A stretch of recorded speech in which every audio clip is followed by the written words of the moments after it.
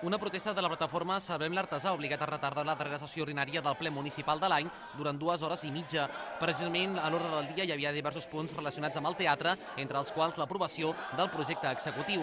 Després de 3 intents per reprendre la sessió, amb normalitat, l'alcalde de Prat, Lluís Tejedor, ha aixecat l'acte i la majoria de regidors i regidores han abandonat la sala.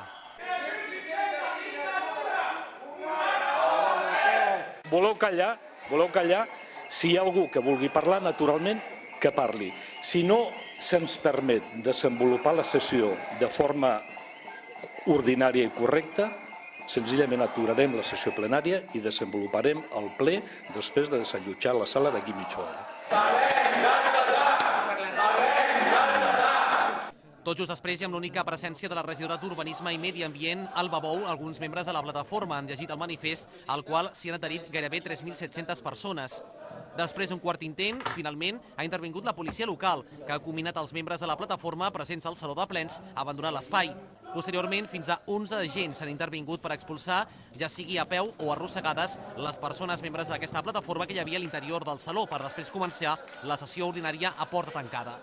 A més, els dos regidors d'Esquerra Republicana i la de Convergència Democràtica han abandonat el ple municipal perquè, asseguren, estaven en desacord amb el desallotjament. Hola, tal com estàvem parlant ara a la sala que està adjacent aquí, el grup d'Esquerra Republicana ha abandonat el ple perquè pensem que és veritat el que estan comentant, el tema de les formes i tal, però nosaltres, si no està la gent aquí a la sala de plens, abandonar el ple. Gràcies.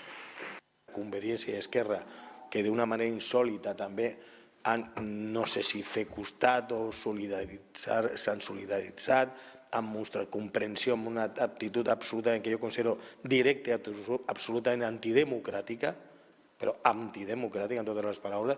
Jo crec que almenys que ha de costar el nostre malestar perquè independentment del projecte o no, i vull fer també un comentari de tots els projectes que se'ns han dit els mateixos que avui cridaven que eren referència i de més, s'està fent processos encara més virulents en derrocament del que l'Ajuntament del Prat vol fer en un equipament que el que vol és convertir un teatre en un teatre. Finalment, i a porta tancada, s'ha aprovat finalment el projecte executiu i la licitació d'obres de l'Artesà, amb els vots favorables de l'equip de govern, format per Iniciativa per Catalunya Verds, Esquerra Unida i Alternativa i el Partit dels Socialistes, així com també el Partit Popular i Ciutadans. La resta de formacions presents hi han votat en contra.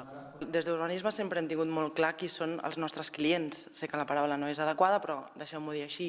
I els nostres clients no són uns altres que, en primer lloc, el Departament de Cultura i, per extensió, tots aquells que al nostre municipi fan cultura, produeixen, formen part del món de la creació musical, de la dansa, en relació a les arts escèniques. Per tant, no hem perdut mai de vista per qui treballem nosaltres, per qui hem estat treballant els últims 12 mesos, incloent la gent que consumeix cultura avui i, només faltaria, aquells que faran i consumiran cultura demà i en els propers no sé cuántos años. Entendemos que el proyecto ejecutivo respeta los elementos patrimoniales protegidos por el catálogo, como refleja el informe de la última Comisión Municipal del Patrimonio del día 17 de noviembre, donde se dio el visto bueno por amplia mayoría de sus miembros. Creemos que el proyecto respeta la esencia del edificio original, casi centenario, y que, por otro lado, se abre al presente i al futur. El ple també ha aprovat la despesa plurianual de l'Artesà, que puja fins als 16 milions d'euros, i el nou centre cívic municipal Lo Gaiter, amb 4 milions d'euros d'inversió.